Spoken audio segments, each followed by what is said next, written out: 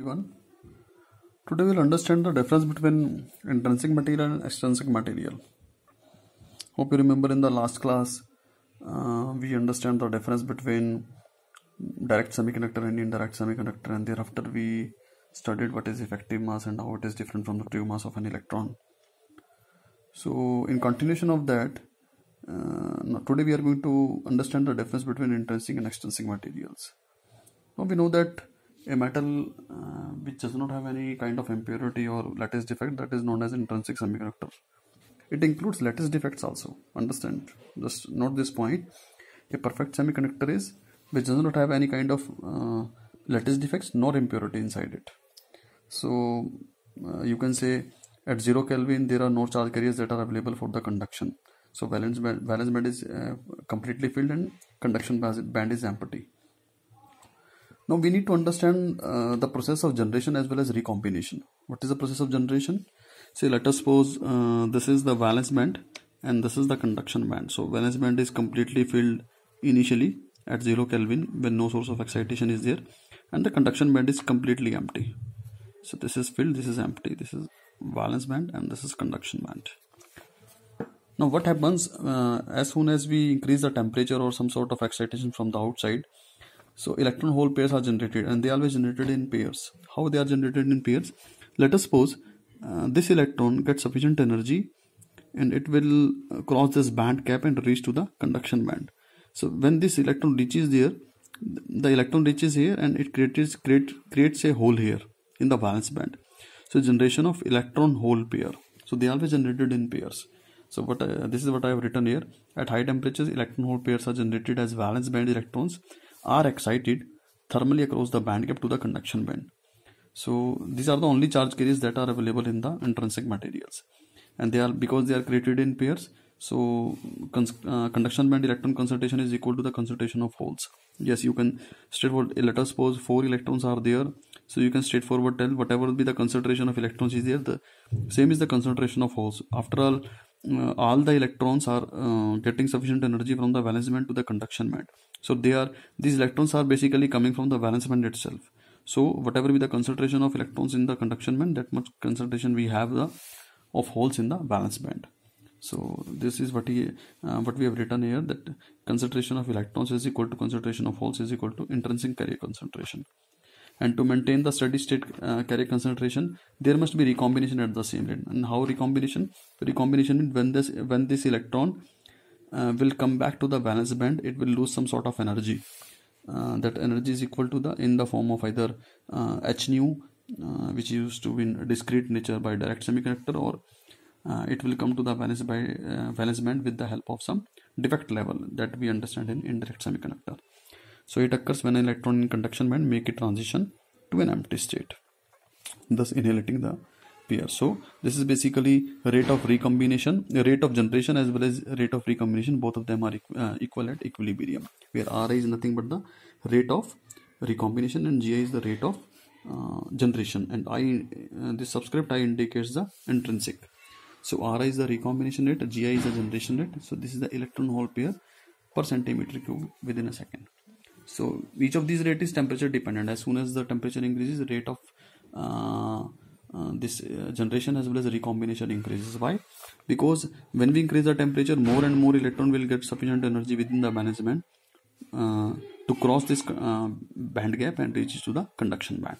So as the temperature increases, it increases. Recombination rate as well as generation rate increases. Now how about the extrinsic material?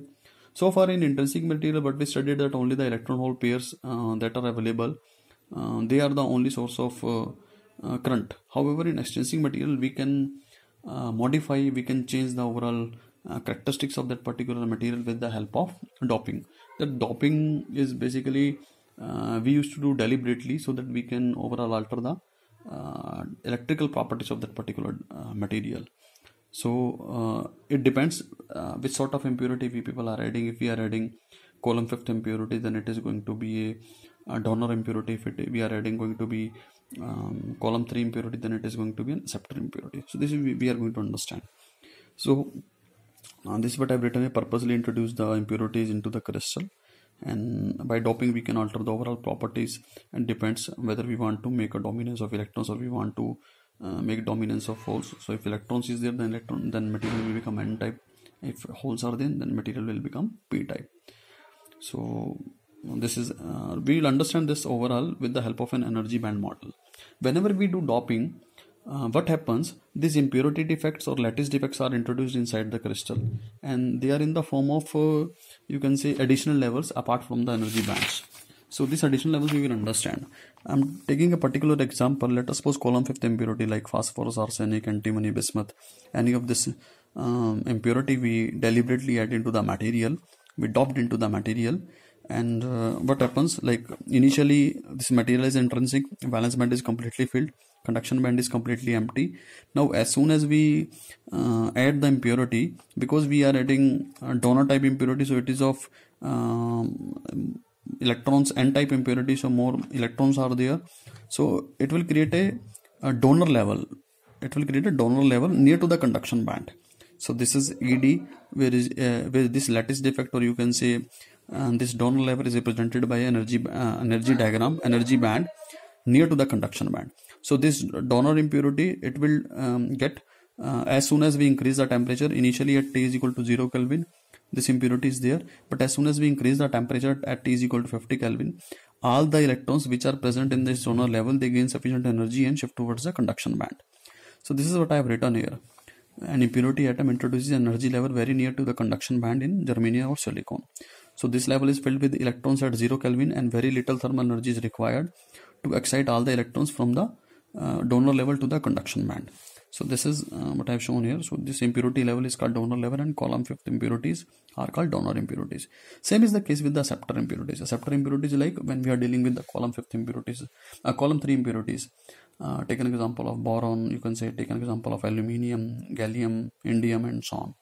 So acceptor impurities basically introduce a defect level or energy level very near to the valence band, and at T is equal to 0 Kelvin, there is nothing available in the valence band, and nothing available in this acceptor level at T is equal to 0 Kelvin. But as soon as temperature is increased little bit, temperature say 50 or 100 Kelvin, some sort of electrons from the valence band gain sufficient energy and reach towards the acceptor level, because it is basically accepting the electrons from the valence band. That's why it is its name is acceptor level, and here it is donating the electrons to the conduction band. That's why the name is donor level.